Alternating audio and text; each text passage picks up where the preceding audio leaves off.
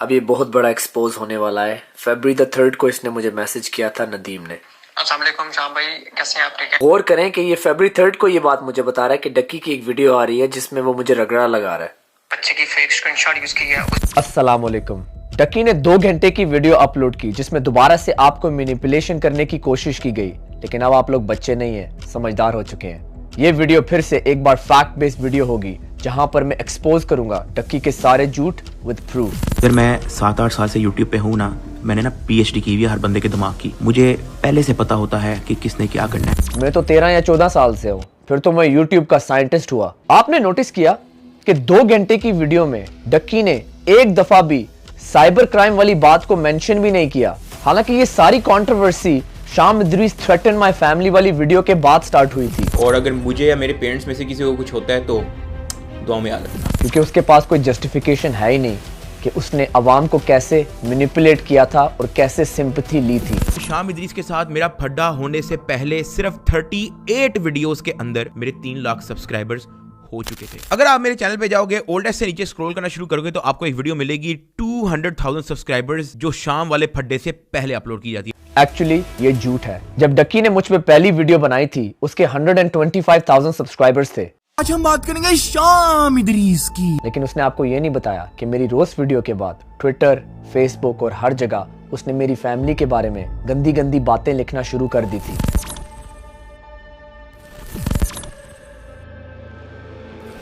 बल्कि बाकी क्रिएटर्स को भी बोला कि मेरे ऊपर वीडियोस बनाएं ताकि उसको फायदा हो। मेरे पे पहली वीडियो के बाद उसने 125,000 से 3 लाख सब्सक्राइबर्स गेन किए और इन सारी वीडियोस के बाद डक्की ने 3 से 6 लाख सब्सक्राइबर्स उठाए। और फिर शाम Idris threaten my family video के बाद क्या हुआ ये तो आप सब कुछ अच्छी तरह जानते हैं। तो डक्की, मैंने सही कहा ना?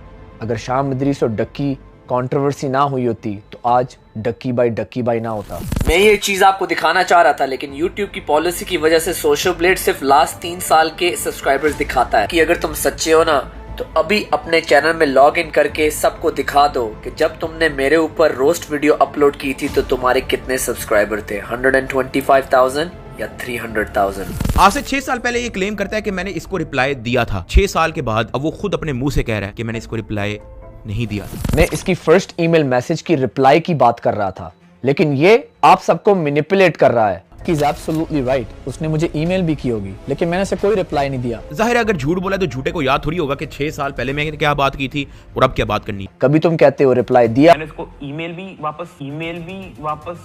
भी की। कभी तुम कहते हो रिप्लाई नहीं दिया। हुआ ये था कि मैंने शाम इदरीस रोस्ट बनाने से पहले इससे परमिशन ली थी कि कहीं इसकी हालत ना खराब हो जाए। अब इसका उसने रिप्लाई नहीं दिया, जो मुझे समझ में आती है। डक्की, पहले खुद ही डिसाइड कर लो कि मैंने रिप्लाई दिया या नहीं दिया।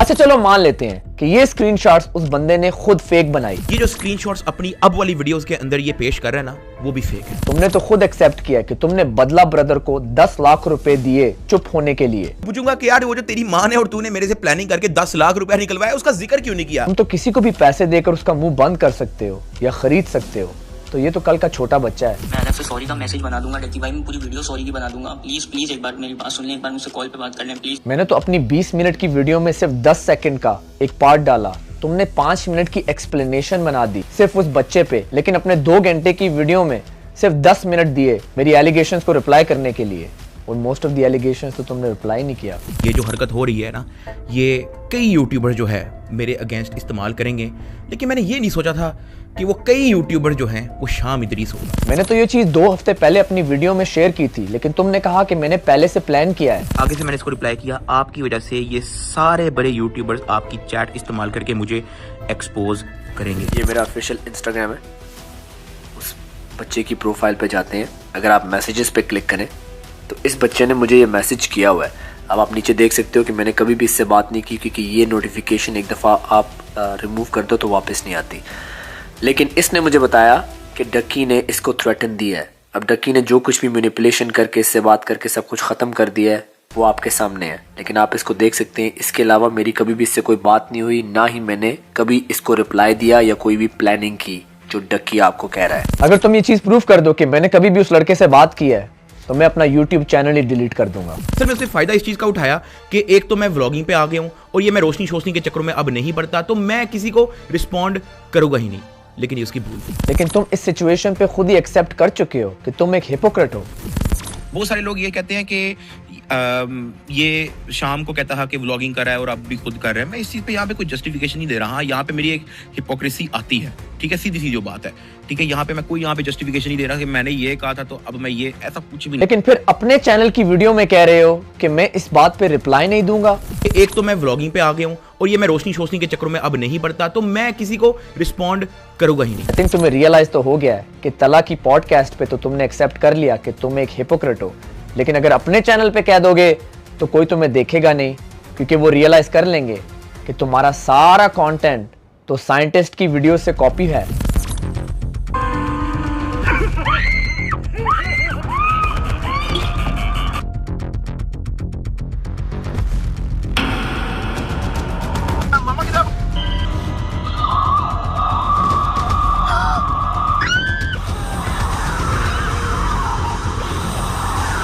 जिन चीजों पे पहले तुम लोगों को रोस्ट करते थे, उससे 10 गुना ज्यादा चीजें तो तुम खुद करते हो। भाई दिल बहुत उदास हो गया है, एक सैड सॉन्ग पे मुजरा करके दिखा दो। नहीं साहब, इस तरह कीजिए ना। ओ नहीं, मैंने कौन सा करना है।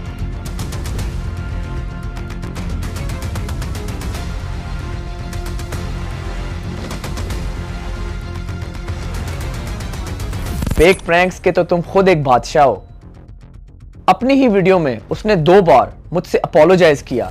उसके बाद शाम इदरीस ने इस चीज की कंप्लेंट शुरू कर दी कि डक्की ने गाली दी थी, डक्की ने ट्विटर पे भी हमें गाली दी थी, डक्की ने मेरे फादर का नाम जो कि इदरीस था उसको स्कैम इब्लीस बोला। इन चीजों के बारे में मैं यहाँ पे कोई जस्टिफिकेशन नहीं देने आया। I am simply here to apologise. उस दौरान मैं 19-20 साल का था, नया मैंने सोशल मीडिया देखा था, मुझे नहीं था पता, मैं शरारती था, तो मैं अपनी बात कहते हुए गाली भी दे देता। ओया मैंने तुम्हें स्कैम इब्लीस बोला, मैं तुम्हें उस चीज के लिए सॉरी करता हूँ, अभी भी, पहले भी मैं कर चुका हूँ। लेकिन फिर थोड़ी ही देर में दोबारा से स्कैम कहना शुरू कर दिया। लेकिन स्कैम तो हजे भी है। मल्टीपल टाइम्स मुझे स्कैम भी बोला और शैतान यानी कि इब्लीस भी बोला। मेरा सवाल ये स्कैम इदरीस से है, तेरे से बड़ा शैतान नहीं यूट्यूब पे मैनिपुलेशन करके वीडियो बनाने वाला स्कैम इदरीस। अगर अपनी ही वीडियो में ऑडियंस को मैनिपुलेट करके अपोलोजाइज कर रहे हो तो कम से कम मुनाफिक तो ना बनो। उसी वीडियो में बार बार स्कैम इब्लीस भी कह रहे हो और अपोलोजाइज भी कर रहे हो। हाँ, यहाँ पे मेरी एक हिपोक्रेसी आती है।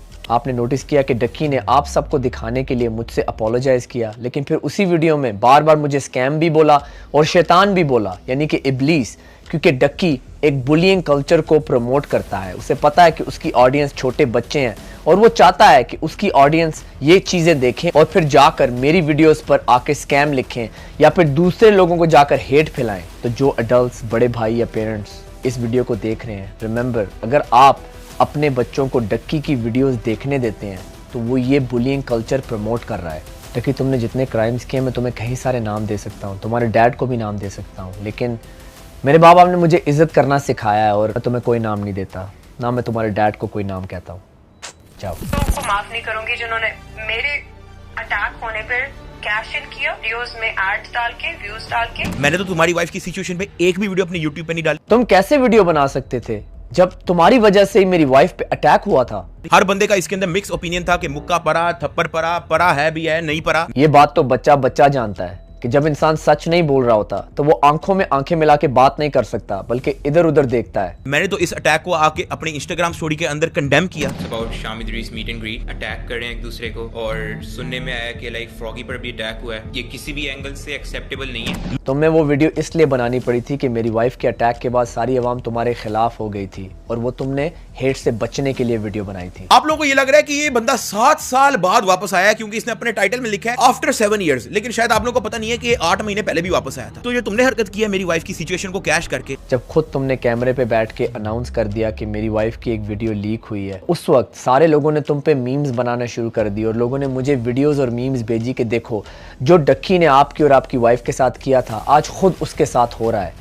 ये वीडियो तो मैंने तुम्हारी सपोर्ट में बनाई थी। And this whole situation, any of you guys are spreading her videos, making memes on her, that is absolutely wrong. Allah is fair. Just remember what you're doing today, this could also come back to you.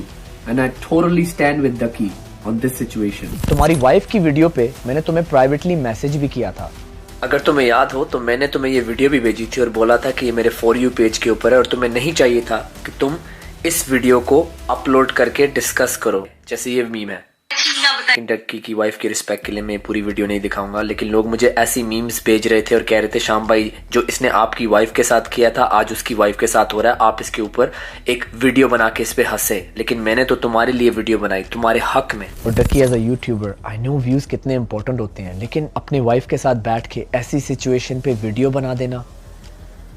खैर मैं इस topic पे काफ़ी कुछ कहना चाहता हूँ, लेकिन मैं नहीं बोलूँगा क्योंकि उसमें तुम्हारी वाइफ इन्वॉल्व है, और इस चीज़ की रिस्पेक्ट करते हुए I won't pass further comments. ये लल्ला ब्रदर अपनी स्टोरी बता रहा है कि नानी वाले ने उसको मैसेज किया। अब आप एक चीज नोटिस करना, इसने नानी वाले का नाम ही कट कर दिया। मेरा आईडी कार्ड, मेरा वो सारी चीजें मुझे सेंड करके कहता है एवरीथिंग हमारे पास है। तुमने बार बार बोला कि मैंने नानी वाले का नाम अपनी वीडियो से कट कर दिया था। फिर वो कहता कि वो मुझे किडनैप करने आए, उसने वहां पे फिर नानी वाले का नाम कट कर दिया। Why don't you explain कि अगर तुम्हारा इस किडनैपिंग में कोई हाथ नहीं था, तो जब नानी वाला और उसके बंदे बदला ब्रदर को मार रहे थे, वो बार बार ये क्यों कह रहा था डक्की भाई मेरा अब्बू, कि मेरा अब्बू है ये, कि मेरा अब्बू है ये। अगर बदला ब्रदर झूठ बोल रहा है और वाकई तुम फोन कॉल पे नहीं थे और इशू नानी वाले और उसके दरमियान था, तो उससे तो ये कहना चाहिए था नानी वाला मेरा अब्बू। वो मार खाते हुए ये क्यों बोल रहा है डक्की मेरा अब्बू, कि मेरा अब्बू है ये, कि मेरा अब्बू है ये। गलती कर गए ना, बहुत बड़ी गलती। पहली बात तो ये आउट ऑफ कॉन्टेक्स्ट फेक कहानी बना रहे अपने से, लेकिन हम लोग फिलहाल के लिए अज्यूम कर लेते हैं कि ये बात मैंने कही थी, अज्यूम कर लेते हैं। अब आप भी तो यही कह रहे हो ना कि शाम जी से गुस्से में कहा था कि डक्की भाई को चुकवा लेते हैं। बात सिर्फ गुस्से की नहीं थी, गुस्से में कुछ कह देना या फिर किसी दोस्त के साथ बैठ के फुल प्लानिंग करना कि कैसे आप किसी को चुकवाएंगे, कैसे किसी को मार पड़वाएंगे या कैसे किसी को मार देंगे। मैं किसको चुकवा दूंगा फलाना फलाना, तो आपने गुस्से में बोला था और बाद में आपने कुछ नहीं किया, राइट? तो फिर हर बंदा मेरे पे क्यों इल्जाम लगा रहे? मरे तो हो ही नहीं अभी आप। गुस्से में कहने में और बैठ के प्लानिंग करने में बहुत डिफरेंस होता है। कितना ये सैड है आज, जब ये सैड होता है तो उसका फेस ऐसा होता है। इसका दिल कर रहा है कि उसका एक कत्ल कर दे। यार कत्ल वाली आंखें बनाई हुई उसने। इसका दिल कर रहा है कि उसका एक कत्ल कर दे। यार कत्ल वाली आंखें बनाई हुई उसने।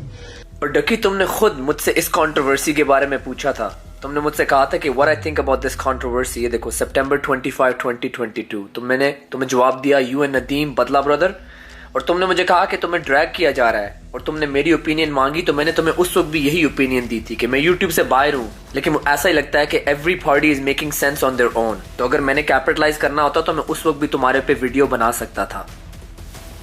फिर हर बंदा मेरे पे क्यों इल्जाम लगा रहे? मरे तो हो ही नहीं अभी आप, जब मरोगे तो इल्जाम लगा देना कि मेरा अब्बू है ये, कि मेरा अब्बू है ये। लेकिन तुमने आज तक कि ये थंबनेल्स चेंज कर दो क्योंकि अब मेरी शादी हो चुकी है। मुझे मैसेज आया कि यार ये जो वीडियोस है ना, मुझे इससे कोई मसला नहीं है, ये वीडियोस बेशक पड़ी रहे, लेकिन ये जो आपने फ्रॉगी का नाम डाला हुआ है ना, और ये जो थंबनेल पे इसकी फोटो डाली हुई है, इसको काट दो। लेकिन नादिर अली की पॉडकास्ट में तो तुमने झूठ बोला था कि तुमने खुद से ये थंबनेल्स चेंज किए थे।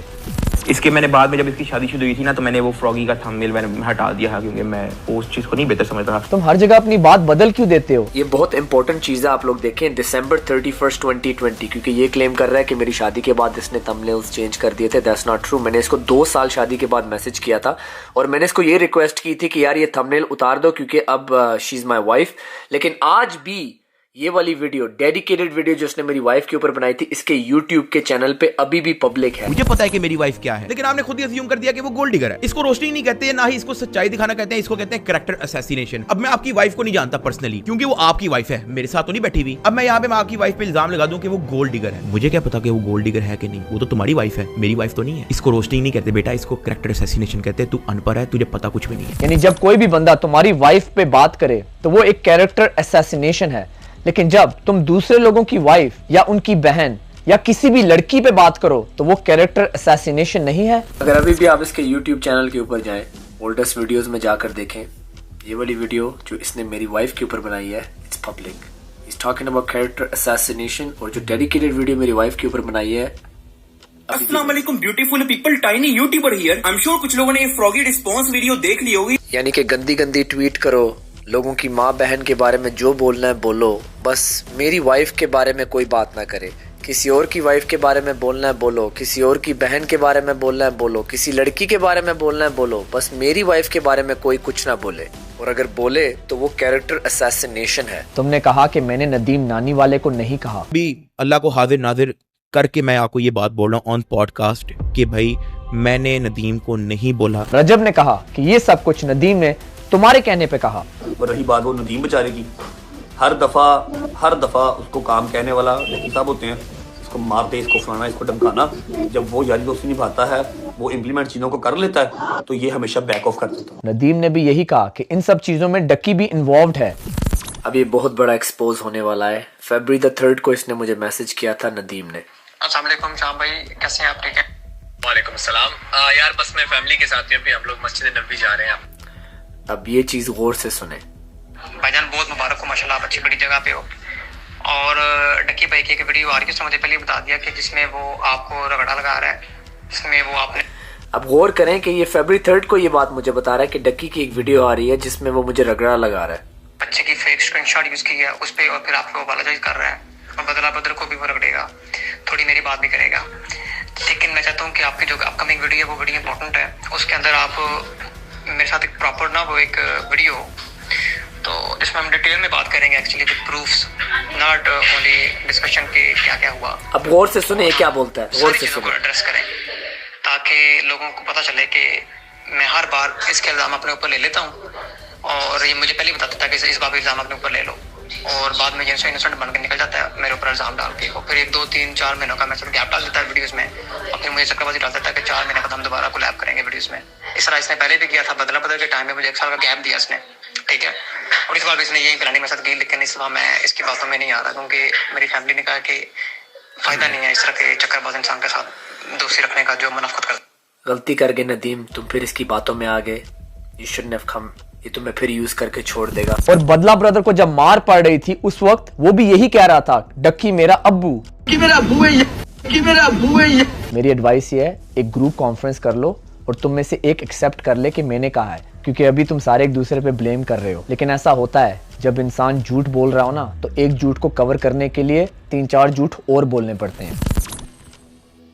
डक्की ने 2 घंटे की वीडियो बनाई, लेकिन एक बार भी मिस्टर अजीब, मुनीब और मेरी एक्चुअल एलिगेशंस का कोई भी जवाब दिया। अपने सब्सक्राइबर से झूठ बोला और फिर से मैनिपुलेशन करने की कोशिश की। खुद ही मान चुका है तला की पॉडकास्ट में कि वो एक हिपोक्रेट है, लेकिन अपनी वीडियो में बोला कि मैं इस पे कुछ बोलना नहीं चाहता। मुझे स्कैम और मेरे डैड को इब्लीस कहने पे अपोलोजाइज किया, लेकिन उसी वीडियो में बार बार मुझे स्कैम और फिर शैतान यानी कि इब्लीस बोला। एक बार भी मेरी एलिगेशंस को एक्सप्लेन नहीं किया कि क्यों उसने आप लोगों से झूठ बोला था, कि मैंने उसकी फैमिली को इतनी बड़ी थ्रेट दी थी और उसको चुकवाने की कोशिश की थी। बोला मैं उस वक्त यंग था और इस गलती की अपोलोजाइज की कि मुझे स्कैम और इब्लीस बोला, लेकिन फिर वीडियो में बार बार स्कैम और इब्लीस बोला। डक्की, जब आप किसी चीज़ की अपोलोजाइज करते हैं ना, तो अपोलॉजी दिल से होती है, सिर्फ लोगों के सामने एक एक्टिंग नहीं होती। जो इंसान एक्चुअली अपोलोजाइज करता है वो हिपोक्रेट नहीं बनता। लेकिन मैं तुम्हें ये क्या चीज़ सिखाऊं, तुम तो खुद एक्सेप्ट करते हो कि तुम एक हिपोक्रेट हो। उसने एक बार भी एक्सप्लेन नहीं किया कि उसने कमेंट्स को पॉज क्यों किया। उसने एक बार भी ये एक्सप्लेनेशन नहीं दी कि जिन कामों पे वो खुद रोस्टिंग करता था आज वो खुद क्यों करता है। डक्की, अभी भी वक्त है, अपनी वीडियोस के लाइक्स और डिसलाइक्स देखो। अब आवाम को मैनिपुलेशन नहीं कर सकते, क्योंकि काफ़ी आवाम जाग चुकी है और वो जानते हैं कि तुम कितने बड़े हिपोक्रेट और झूठे हो। दिल से माफ़ी मांगो, आवाम तुम्हें माफ़ कर देगी, लेकिन इस तरीके से माफ़ी मत मांगो जहाँ पर अभी भी अपनी गलतियों को एक्सेप्ट करने की बजाय दूसरों को ब्लेम कर रहे हो। मैं अब इस टॉपिक पे कोई वीडियो नहीं बनाऊंगा, एंड आई होप अब आपको पता चल गया हो कि डक्की बहुत कोशिश करेगा आपको मैनिपुलेट करने की। अब आप वो 7 साल पहले वाले बच्चे नहीं रहे। अल्लाह हाफिज़।